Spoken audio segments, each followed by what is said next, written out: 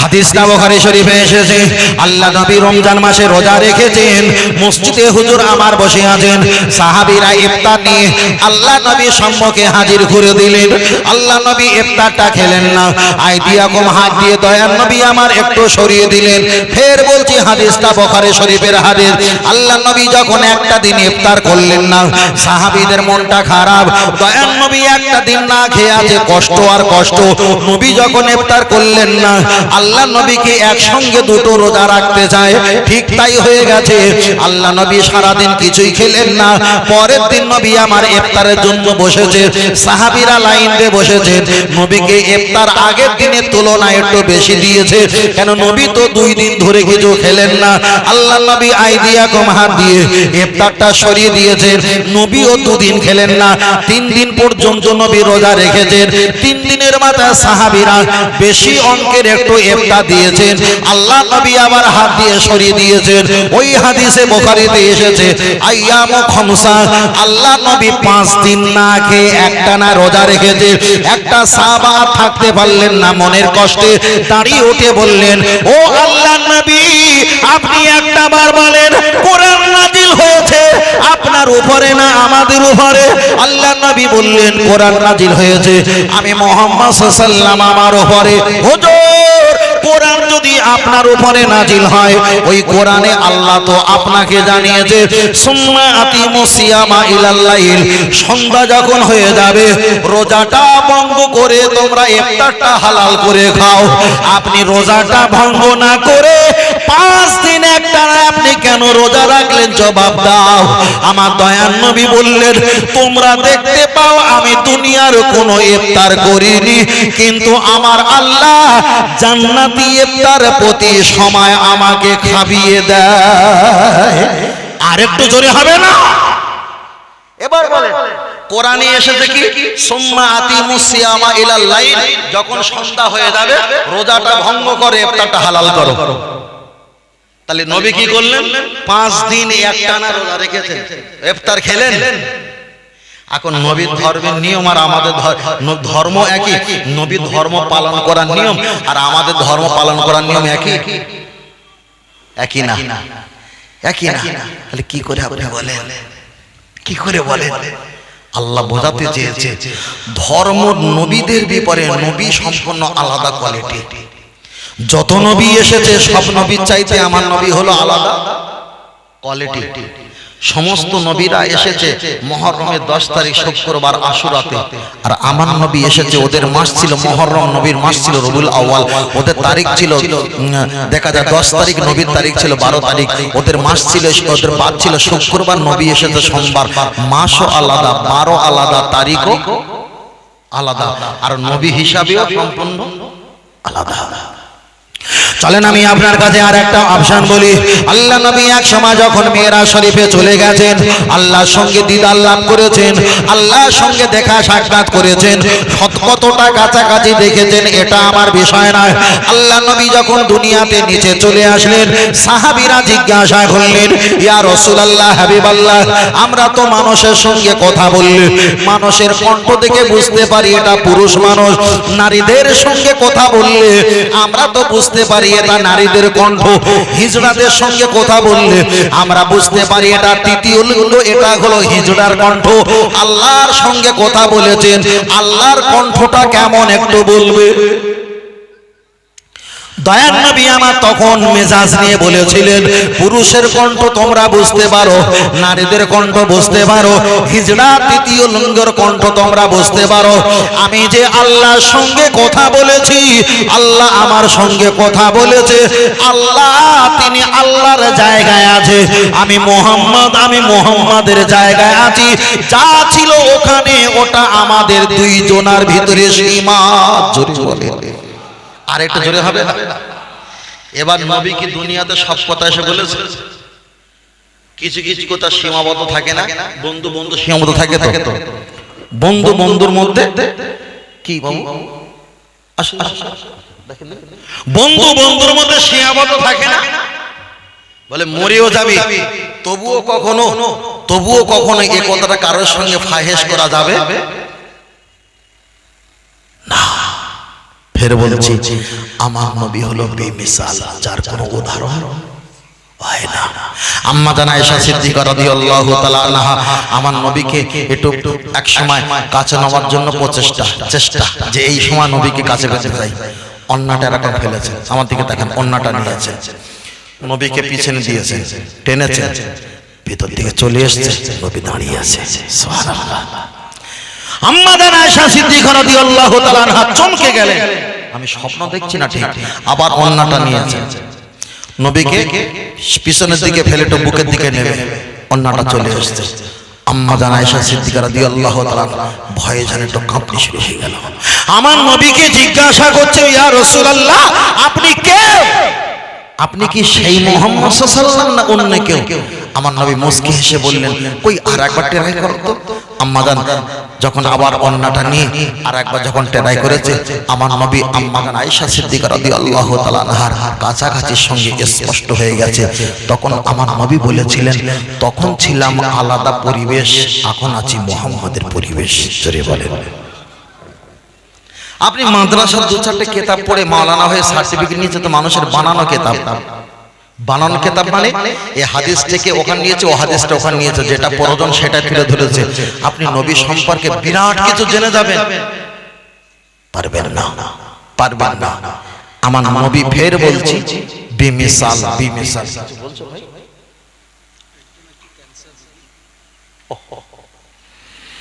দোয়া দোয়া বলেছে। ওহো, একজন, আসসালামু আলাইকুম রাহমাতুল্লাহি ওয়া বারাকাতুহু, আমার একজন পরিচিত ক্যান্সার রোগী, আল্লাহ তাকে সেবা করে, বলুন আমিন। তিনি জানতে চেয়েছেন রোজা করা বাধ্যতামূলক, কিন্তু সব রোজা উনি করতে পারবেন না, সেটা নিয়ে একটু আলোচনা করবেন। আলহামদুলিল্লাহ, আল্লাহ তাআলাকে সুস্থতা দান করে। সকলে বলে আল্লাহুম্মা আমিন, আর একটু সকলে বলে আল্লাহুম্মা আমিন। তাহলে নবী সম্পর্কে বলছি, এটা একটু বলে শেষ করে দেই, একটু দেই, 3 সেকেন্ডে বললে হয়, একটু 21 সেকেন্ডেই সমস্যা আছে নাকি? বিষয়টা পরিষ্কার হবে? মাশাআল্লাহ, চলেন আগে। আল্লাহ নবী হাদিস শরীফে বললেন, আফদালুল ইবাদাত ইবাদাতি সালাত, সবচাইতে বড় ইবাদত হলো নামাজ। আমার দিকে তাকান, সবচাইতে বড় ইবাদত হলো নামাজ।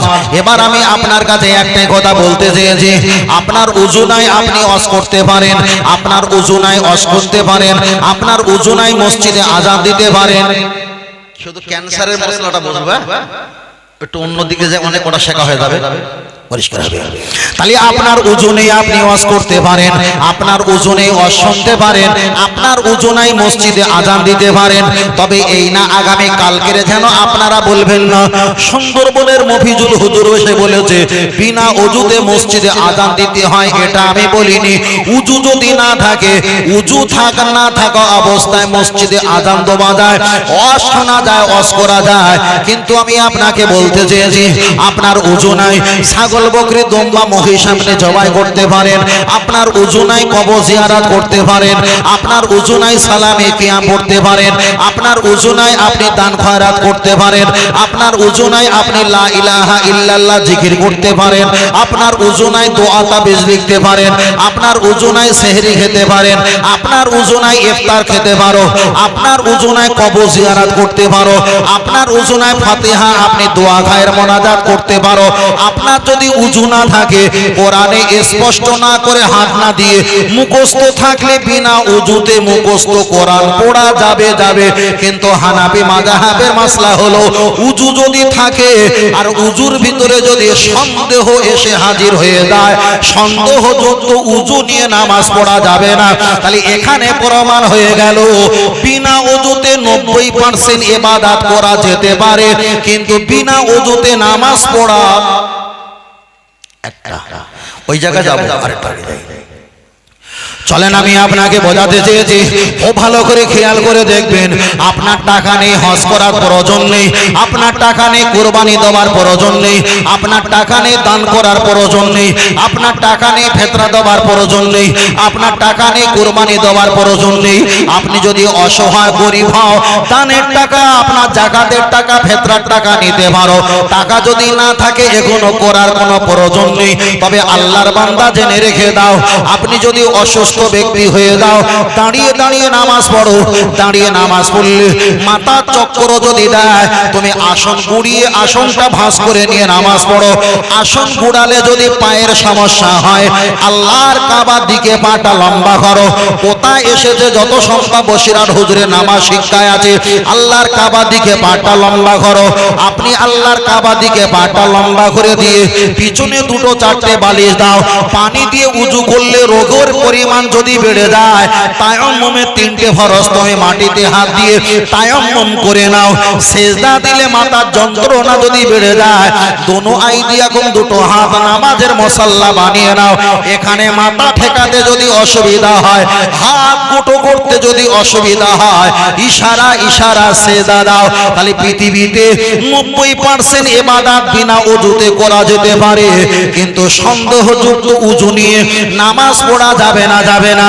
আপনি কোনো কারণে ইশারা ইঙ্গিতে আপনাকে নামাজ পড়তে হবে। তাহলে এখানে প্রমাণ হয়ে গেল, মরণের যদি 5 মিনিট বাকি থাকে, তথাপি ইশারা ইঙ্গিতে নামাজ আদায় করে আল্লাহকে বলতে হবে, আল্লাহ আমি যে আপনার গোলাম, এটাই হলো তার বাস্তবিক প্রমাণ। আরেকটু জোরে হবে। তাহলে টাকা পয়সার কারণে হজ, কুরবানি, যাকাত, ফিতরা দেওয়া যাবে কিনা বলেছি, অনেক কথা বলেছি। তারপরে বলেছি যে অসুস্থ হলে কিবলার দিকে পা দিয়ে নামাজ পড়া যাবে, যাবে। পিছনে বালিশ দিতে হবে। সেজদা না দিতে পারলে ইশারা, উযু না করতে পারলে তায়াম্মুম, উযু না করতে পারলে তায়াম্মুম হলো। বাকি আছে রোজা। তাই চলেন আরেকটু করে আসি। চলেন আমি আপনাকে বোঝাতে চেয়েছি, তাহলে অসুস্থ ব্যক্তি রোজা রাখতে পারবে কিনা এ বিষয়ে আমি আপনার কাছে একটাবার বলছি, তার বিষয় একটাবার আগিয়ে যাও। আমরা কিতাবে পড়েছি, কোন ব্যক্তি যদি 64 কিলোমিটার রাস্তা অতিক্রম করে, ধরে নাও এখান থেকে আপনারা চলে গেছেন হাওড়া ময়দান, হাওড়া স্টেশন, 64 কিলোমিটারের অনেক অধিক রাস্তা। আপনি রমজান মাসে চলে গেছেন, হঠাৎ করে জোহরের রক্ত শুরু হয়েছে, মুসাফির হালাতে যদি হাওড়া স্টেশন ময়দানে চলে যাও, ও বাবাজিরা আপনারা বলেন আপনি তো হয়ে গেছেন মুসাফির। মুসাফির ব্যক্তি জোহরের নামাজ 4 রাকাত পড়তে হয় না 2 রাকাত? ভালো করে শুনবেন। তাহলে মুসাফির হালাতে শরীর ভালো, শরীর টপটপ ভালো, শরীর সুন্দর, শক্তি আছে, 64 কিলোমিটার রাস্তা অতিক্রম করলে জোহরের 4 রাকাতে জায়গায় ক রাকাত পড়তে হয়? কোন শরীর খারাপ না, শুধু মুসাফির হয়েছেন। তাহলে সবচাইতে বড় ইবাদত, যে নামাজ আল্লাহর নবী মিরাজ থেকে নিয়ে এসেছিল, সেই নামাজটা যদি সুস্থ আছেন, সবই আছেন, 64 কিলোমিটার রাস্তা পার হয়ে গেলে 4 রাকাতের জায়গায় 2 রাকাত পড়ার হুকুম হলো মহান আল্লাহর। জোরে বলেন। এবার আপনি 64 কিলোমিটার রাস্তা পার হয়ে আপনি মুসাফির হয়ে গেছেন, নামাজ যদি 4 রাকাতের জায়গায় 2 রাকাত কসর নামাজ যদি মুসাফির হালাতে আপনার পড়তে হয়, আপনি বলেন পৃথিবীতে যত ইবাদত আছে, রোজা বড় ইবাদত না নামাজ পড়া বড় ইবাদত? মাশাআল্লাহ, নামাজ পড়া হলো বড় ইবাদত। নামাজের আগে, নামাজের সমান পৃথিবীর কোন ইবাদত। রোজা তো তাহলে ছোট, কথা বলেন, কথা বলেন। রোজা তো তাহলে অনেক ছোট, হজ তো অনেক ছোট, যাকাত তো অনেক ছোট, ফিতরা তো অনেক ছোট, কুরবানি টাকা নেই এবছর দিও না, পরের বছরে হলে দাও, তো অনেক ছোট। আফদলুল ইবাদাতি সালাত, সবচেয়ে বড় ইবাদতের নাম হলো নামাজ। তুনতুন নয় আকার, ময় আকার, বর্গীয় জ নামাজ। তুনতুন নয়তে নমি, ম আকারেতে আমার, ময়তে মাতাকে, আকারেতে আল্লাহর, বর্গীয় জয়তে জন্য নত করিব আমার মাতা একমাত্র মহান আল্লাহ পাকের জন্য। জোরে বলেন। তাহলে মুসাফির হালাতে যদি আপনি 64 কিলোমিটার কিংবা হাওড়া ময়দান পর্যন্ত যদি এখান থেকে পৌঁছে চলে যাও, 4 রাকাতে জায়গায় 2 রাকাত পড়তে হয়। এবার আপনি অসুস্থ হয়ে গেছেন, 20,000 30,000 টাকার মাল কিনেছেন, রৌদ্রে ঘোরাঘুরি করছেন, কোনো ভ্যান পাচ্ছেন না, কোনো টোটো গাড়ি পাচ্ছেন না, মালগুলো মাথায় নিয়েছেন, পেটে তো ক্ষুধা, রোজার হালাতে আছেন, 4 রাকাতে জায়গায় না 2 রাকাত কম পড়েছেন, তাতে কি ক্ষুধা কমেছে? তাতে কমিনি বাড়িনি, যা ছিল তাই আছে। এবার তো আপনি অসুস্থ হয়ে গেছেন, প্রখর রৌদ্র, মানুষের জমাজাট, আপনি অসুস্থ হয়ে যাচ্ছেন, ঘন্টা কি ঘন্টা, মিনিটে মিনিটে অসুস্থর পর্যায়ে চলে এসেছেন। আল্লাহ নবী আমার হাদিস শরীফে বলেছেন, মুসাফির হালাতে যদি তোমার জীবন চলে যাবার আশঙ্কা যদি না থাকে, ইনশিতা ফাসুম, তুমি আগের মতো রোজাটা তুমি পালন করা শুরু করো। আল্লাহ নবী পরে বললেন, জীবন চলে যাওয়া যদি আশঙ্কা হয়, ওয়াইন সীতা ফাতুর, তুমি রোজাটা ডিলিট করো। জোরে বলেন, আরেকটু জোরে হবে না? তাহলে মুসাফির হালাতে জীবন চলে যাবার আশঙ্কা যদি না থাকে, ইনশিতা ফাসুম, তুমি চাইলে রোজাটা সুন্দর করে যত্ন করে মাগরিব পর্যন্ত নিয়ে যাও।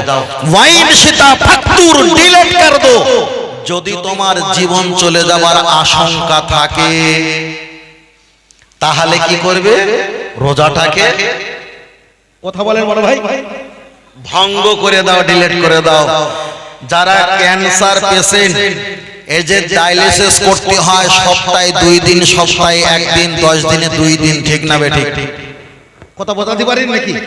তাহলে ডায়ালিসিস করতে হয়, এদের কিডনিতে পানি জমে যায়, পুঁজ রক্ত জমে, বার করতে হয়। না পারে স্বাধীনতার সঙ্গে খাওয়া, না পারে জেগে থাকা, না থাকে ঘুমিয়ে থাকা, যখন তখন আজরাইল এসে নিয়ে যেতে পারে। তবে এর আগে দোয়া করেছিলাম, আল্লাহ তাকে হায়াতে বাড়িয়ে দেন, বলেন আমিন। তবে ফের বলছি,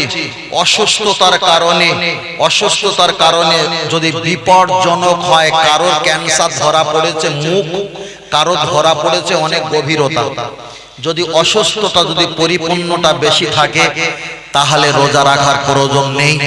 আর যদি অসুস্থতা কম থাকে, সবে ট্রিটমেন্ট করছেন, তোমার কোরআন বলেছে তোমাদের ঊর্ধ্বে যারা জ্ঞানী, ভালো করে শোনেন, কোরআন বলেছে তোমাদের ঊর্ধ্বে যারা জ্ঞানী, আমাদের ঊর্ধ্বে কারা জ্ঞানী? ডাক্তার বাবুরা। ডাক্তার বাবুদের কাছে আলোচনা করতে হবে, তারা যদি পরামর্শ দেয় আপনার রোজা রাখলে কোনো সমস্যা হবে না, তাহলে রোজা রাখতে পারেন। তারা যদি সমস্যার কথা বলে রোজা রাখলে সমস্যা হবে, তাহলে আপনার রোজা রাখা চলবে না। একদিকে আলেমদের উপরে ভর হয়, অপরদিকে ডাক্তারের উপরে ভর হয়। কথাটা বোঝাতে পারলাম? চলেন আর একটা কথা বলছি। তবে আমি যতটুকু নেট সার্চ করে, গুগল সার্চ করে আমি যতটুকু পেয়েছি, যাদের কিডনির সমস্যা আছে, যাদের ক্যান্সারের সমস্যা আছে, তারা রোজা রাখলে ক্যান্সার ব্যক্তিদের অসুবিধার কারণটা বেশি পড়ে। সময় মতো ঔষধ খেতে হবে। যদি বলেন না হুজুর সময় মতো ঔষধ তো সেহরিতে খাওয়া যায়, ফের বলছি, সকাল রাত 8টা থেকে নিয়ে রাত 12টা পর্যন্ত মোবাইলের যেভাবে চার্জ হবে, 12টার পর থেকে ঘুমালে মোবাইলে সেভাবে চার্জ হবে না। মানে একটা আছে হাই স্পিড চার্জার, আর একটা আছে লোকাল কোম্পানি চার্জার, তাই না বাবু? আপনি যদি রাত 8টা থেকে নিয়ে 12টা এর ভিতরে যদি ঘুমিয়ে পড়েন, তাহলে হাই স্পিড চার্জার আপনার ভিতরে ঢুকবে, রাতের অন্ধকার শরীরটা ফিটনেস হবে। রাত 12টার পরে যদি আপনি ঘুমাও, লোকাল চার্জারে চার্জ দিলে যেমন সমস্যা, অনেক দেরি লাগে, আপনার শরীরের অসুস্থতা বাড়বে, সুস্থতা আসতে অনেক দেরি হবে। ওই জন্য বলছি আল্লাহ তাকে হেফাজত করুক। ফের বলছি, যদি খুব আশঙ্কাজনক হয় রোজা রাখার কোনো প্রয়োজন নেই। যদি আশঙ্কাজনক যদি না হয়, ইনশিতা ফাসুম, চাইলে রোজা রাখতে পারে। পরিষ্কার পরিচ্ছন্নতা, মুসাফির হালাতে জোহরের 4 রাকাতের জায়গায় 2 রাকাত পড়বে, এশার 4-এর জায়গায় 2 পড়বে, ফজরে 2 পড়বে, মাগরিবে 3 পড়বে, আসরে 4-এর জায়গায় 2 পড়বে। ওয়াইন শিতা ফাতুর, যদি তোমার মুসাফির হালাতে কষ্ট হয় রোজাটা ডিলিট করে দেবে। কলকাতা ধর্মতলা মনুমেন্টের পাশে কিংবা নাখোদা মসজিদের ওখানে কিংবা ধর্মতলা টিভি সেন্টার মসজিদের ওখানে অনেক পর্দা টেনে দিয়ে টুপিওয়ালা দাড়িওয়ালারা ভাত খায় না? আমি নিজের চোখে দেখেছি, জোহরের নামাজ পড়েছি, দেখেছি ছেলেরা এখন মোবাইলের ক্যামেরা, সামনে ক্যামেরা, পিছনে ক্যামেরা, 2 দিকে ক্যামেরা, ফটো তুলে বলছে দেখ মফিজুল হুজুর রমজান মাসে ভাত খাচ্ছে হোটেলে, আমি দেখে এসেছি। কিন্তু ওই লোকটার বাড়ি তো আসামে হতে পারে, ওই লোকটার বাড়ি তো ইউপিতে হতে পারে, ওই লোকটার বাড়ি তো বিহারে হতে পারে, ওই লোকটার বাড়ি তো মানে কি বলা যায় অনেক দূরে হতে পারে, সে লোকটা তো মুসাফির, তাহলে কোনো ক্লান্ত অসুবিধার কারণে পড়েছে, সুগার বেড়ে গেছে, প্রেসার বেড়ে গেছে, তার বড়ি খেতে হবে, না খেলে জীবন চলে যাবার আশঙ্কা, সে তো কিছু খানা পিনা খেয়ে বড়িটা খাওয়ার জন্য করেছে, তাহলে সে মশলাটা পালন করেছে। আর আপনি দূর থেকে দেখে বলছেন হুজুররা যদি রমজান মাসে রোজা না খেয়ে, তাহলে আমরা রেখে কি করব? তুমি শুয়ে পড়ো। কথা বোঝাতে পেরেছি? এ বাবু, কারো যদি হাই প্রেসার থাকে, প্রেসার বেড়ে যায়, ও মানুষটাকে যখন তখন ব্রেন স্ট্রোক হতে পারে, পারে না? তাহলে যখন তখন ফেলে দিতে পারে, সে কি করবে? সঙ্গে সঙ্গে তো বড়ি খাবে, ঔষধ খাবে। তাহলে সে যদি এবার চায়ের দোকানে একটু আড়ালে যদি চা পানি খায়, বিস্কুট খায়, একটু নাস্তা পানি করে, আর আপনি বলবেন হুজুর দাড়ি কেটে ফেলো, মাথার টুপি খুলে দাও, তোমরা হুজুর না ভণ্ড, তোমরা রোজা রাখতে পারো না, তাহলে ভাবতে হবে 14 পুরো স্কুলে যায়নি। কথা বোঝাতে পারিনি? আর এখন তো এই রোগ মানুষের, আমরা যারা এখানে বসে আছি, আমরা যদি 100 জন হই, এর ভিতরে মানে 40 জনের এই রোগ। এটা স্বাভাবিক গল্প কৌশলে বললাম। এই রোগটা প্রেসার কিংবা সুগার, ডায়াবেটিস আমাদের বেশি এর ভিতরে আছে না নাই? আল্লাহ আমাদের সকলকে শেফা দান করেন। সকলে বলেন আল্লাহুম্মা আমিন। আর একটু সকলে বলে আল্লাহুম্মা, আর একটু সকলে বলেন আল্লাহুম্মা। নারে তাকবীর। আমার কথা কি কষ্ট হচ্ছে না? আরো তো অনেক কথা আছে তো। আর একটু তাকবীর দেন, নারে তাকবীর। আর একটু বলেন নারে তাকবীর, নারে তাকবীর। দরুদ শরীফ আল্লাহুম্মা সাল্লি আলা, খুব জোরে পড়ো বাবা, ওয়া আলা আলি সাইয়্যিদিনা। মা আমিনার ঘরে যাব, সেইখানে আখিরি নবীকে পাবো, মনের কথা সব বলিব, সে যে মুহাম্মাদিয়া রাসূলুল্লাহ। আল্লাহুম্মা সাল্লি আলা, জোরে পড়ো, একটু আওয়াজ দিয়ে পড়ো বড়, এতগুলো মানুষ পড়ো বড়। ওয়া আলা আলি সাইয়্যিদিনা।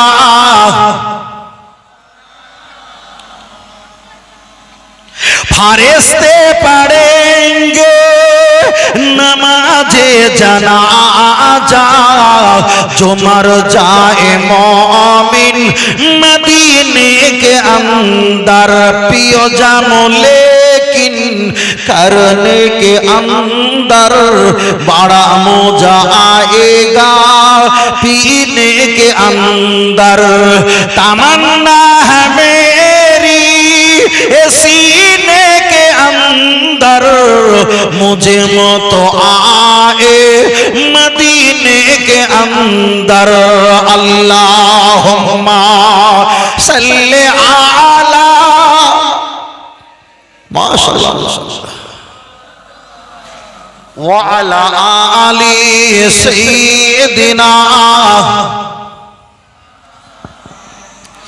সাল্লাল্লাহু আলাইহি ওয়াসাল্লাম। আমরা একটু 10 মিনিট সময় নিয়েছিলাম, 7-8 মিনিট, একটু একটা বিষয়টা পরিষ্কার করার জন্য। তবে ভাই খেয়াল করো না, ইমাম সাহেব নামাজ পড়াতে গিয়ে একটু কেশে নেয় না, কিরাত পড়ছে আলহামদুলিল্লাহি রাব্বিল আলামিন আর রহমানির রহিম মালিক ইয়াউমিদ্দিন। ইমাম সাহেব একটু কেশে নিয়েছে, মুসল্লি দেখতে ইমাম সাহেব যখন ঠান্ডা লেগেছে, তা আমারও ঠান্ডা না লাগলে লোক মানুষ বলবে, ও পিছন থেকে একটু খুব খুব করে কেশে নিয়েছে। হুজুর মাসলার কেতাবে বলেছে ইমাম সাহেব আসতে পারে, গলা খাঁকা দিতে পারে কেরাতটা পরিষ্কার করার জন্য। আপনি যদি দেখা দেখি চাষ লাগালাগি বাস, আপনি যদি একটাবার কেশে ফেলেন, তাহলে আপনার নামাজটা মাকরুহ হয়ে যাবে। অনেকে নামাজ পড়ার সময় আঙুল মোটায় না, আবার অনেকে পিছন দিকে নামাজ পড়া হয়ে গেছে, তাশাহুদ পড়ছে, তাশাহুদ পড়তে পড়তে বলে মানে আমার কখন হয়ে গেছে ইমাম সাহেব, তোমার এখনো হয়নি। কথা বুঝতে পারছেন? ইমাম সাহেব আমার কখন হয়ে গেছে, আপনার এখনো হয়নি। বুঝলেন? আবারও বলবে হুজুর আমাদের ইমাম সাহেব না ফজরের নামাজ পড়ে উঠে চলে যায়, মাগরিবের নামাজে পড়ে উঠে চলে যায়, কিন্তু সুন্নাত নফল পড়ে না। আমি বলছি ভাই মাইনে কত করে দাও? বলতে 6000 টাকা। তা 6000 টাকা ফরজ নামাজ পড়িয়েছে, আবার যদি সুন্নাত পড়ে তা হয় অল্প টাকা, একটু বেশি করে দিলে একটু সুন্নাত নফল হতো। কথা চলেন আমরা কি নবী সম্পর্কে আলোচনা করছিলাম না? নবীর কাছে যাব না আল্লাহর কাছে যাব। নবী বলছে আমার কাছে আসলা মানে আল্লাহর কাছে যাব। তা সাহাবীরা নামাজ তখন পায়নি, কোরআন তখন পায়নি, পেয়েছিল নবীকে। নবীকে পেয়েছে মানে আল্লাহকে পেয়েছে। চলেন এগিয়ে যাই। আমি আপনার কাছে বলছিলাম প্রথম থেকে একটা কথা বারবার করে বলছিলাম, ও বাবাজিরা বিষয়টা ছিল কি, আল্লাহ আর নবী সম্পর্কে কিছু আমাদের সম্পূর্ণ কিছু সম্পর্কে অল্প অল্প কিছু ধারণা। আল্লাহর কাছে আগে যাব না নবীর কাছে আগে যাব, ওই বিষয়ে আমি আপনার কাছে বলছিলাম। ফের বলছি দাদু ভাই, আপনি দুনিয়াতে ধর্ম পালন করবেন, ধর্ম পালন করার আগে আল্লাহকে ডাকার আগে নবীকে ডাকতে হয়। আল্লাহর হুকুম পালন করার আগে নবীর হুকুম পালন করতে হয়। যদি বলেন কেন, আমি স্টেজে উঠে আপনাদের সালাম দিলাম, আসসালামু আলাইকুম, আপনারা জবাব দিলেন ওয়া আলাইকুমুস সালাম। সালাম দেওয়াটা এটা আমার আল্লাহর কোরআনের কোনো অক্ষরের অপশন নয়। এই যে সালাম দিলাম আসসালামু আলাইকুম ওয়া রাহমাতুল্লাহ, এটাই হলো আমার নবীর জবানের হাদিস। তাহলে এখানে বসে আল্লাহর কোরআনের কথা বলবো, আল্লাহর কোরআনের কথা বলার আগে সালাম দিতে হয়। এই সালাম দেওয়া কোরআন নয়, এটাই তো আমার নবীর জবানের হাদিস। তাহলে আল্লাহর কথা বলার আগে নবীর হাদিসটাই আগে বলতে হয়। জোরে বলেন। আমি আপনার কাছে বলছিলাম কোরআনের ওয়াজ শুনবেন না হাদিসের ওয়াজ শুনবেন। আমরা অনেকে জানি হুজুর পারা নাম্বার পৃষ্ঠা নাম্বার দিয়ে ওয়াজ করে, আমরা তো ওই ওয়াজ শুনবো। আমি 1 মিনিটে আপনার টোটাল জিন্দেগিটা, আপনার চিন্তা ধারণাটা পাল্টে যাবে, একটু অপেক্ষা দাও।